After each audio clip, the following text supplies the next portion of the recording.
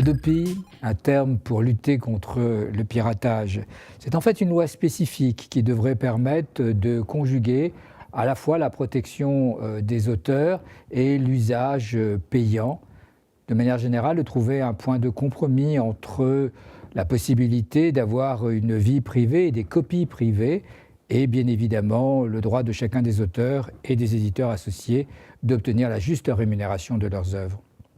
En droit d'auteur, ce dernier est rémunéré de manière proportionnelle à son activité. L'Internet faisant de tous la possibilité d'utiliser des œuvres, mais permettant à chacun d'entre nous d'être des pirates, il faut bien donner une solution à un véritable danger pour le droit d'auteur.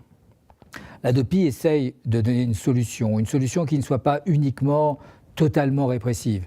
Bien évidemment, la loi pénale s'applique et la contrefaçon d'œuvres par copie, réutilisation est sanctionnée pénalement.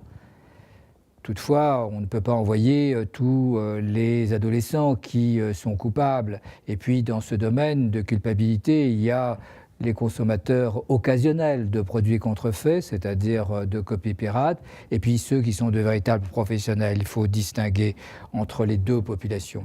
L'Hadopi essaye de donner une réponse pour un grand public qui n'a pas forcément des éléments pour respecter les œuvres sans une certaine pression.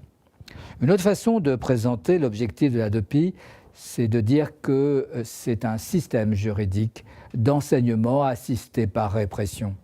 L'Hadopi essaye de créer une nouvelle pédagogie en forçant chacun d'entre nous, lorsqu'on est pirate, à définir une nouvelle attitude, une nouvelle pédagogie, une nouvelle façon de respecter les auteurs.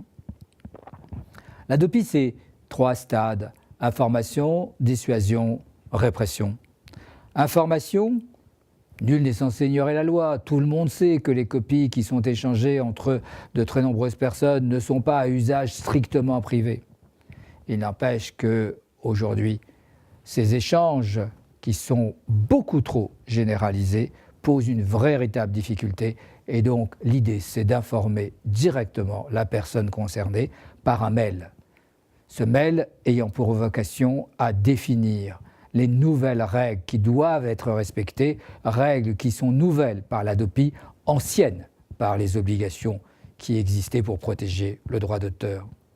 Et lorsque l'information ne suffit pas, une seconde information est communiquée, c'est la partie dissuasion, menace, où là, la personne reçoit à la fois le mail et une lettre recommandée KR.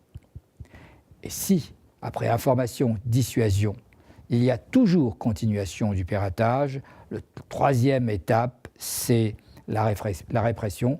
Une répression qui n'est pas la répression pénale immédiatement, qui est l'arrêt de la possibilité d'utiliser l'Internet, la suspension du droit d'être sur l'Internet.